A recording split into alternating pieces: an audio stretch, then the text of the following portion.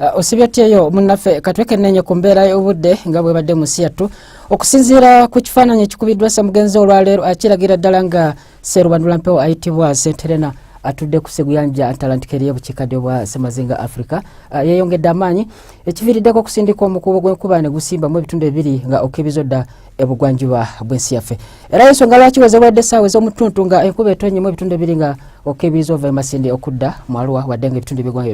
ebisigaddewo omusana gubadde gwakanga gukubakubamu. Olunaku olw'enkya tusuubira enkuba okutonya mu bitundu ebiri ku mbalama z'ennyanja Nalubale wamu ne mu bizinga by'essese mu bisaawe eby'okumakya wadde nga ate byo ebitundu by'eggwanga ebimu bisuubira omusana okwakanga gukubakubamu. Wabula tusuubira embeera eno okukyukamu katono mu biseera eby'oluggulo era nga tusuubira olwandagirize mu Kabale so nga ate ebitundu ebisigadde obungi tusuubira omusana okwakanga gukubakubamu wadde nga erimu ebuvanjuba ate tusuubira omusana okwememula. Ekyo kijja kuviirako temperature ez'owaggulu okutuuka ku diguli za 24 eri mu nsozi mu Kabale so nga ate ekibuga kyaffe ekikulu Kampala awamu n'Entebbe tusuubira temperature okuva ku diguli za 28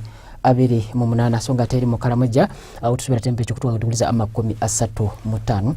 Gweno munange nasuubira okutambulako mu biga ebimu ebisangibwa ku Ssemazinga Africa tusuubira omusana okwaka mu kibuga Nairobi okutuuka ku diguli za 31 so nga ate mu bibuga nga Luanda, Johannesburg, Kigali awamu ne Lagos tusuubirawo namutiko enkuba okutonyanga mulimu n'okubwatuka kw'eggulu. Bwe twekenneenya ku mbeera budde nga bwe tusuubira okuba mu biga ebimu ebisangibwayo ebunaayira tusuubira embeera budde okubeera ekiddedde mu kibuga London era ne temperature kuba ku diguli 14. Ebisingako ku mbeera y'obudde genda ku mutimbagano gw'ekitongole kyaffe nga bw'ogulaba ku lutimbe lwa UBC ojira obeera bulungi.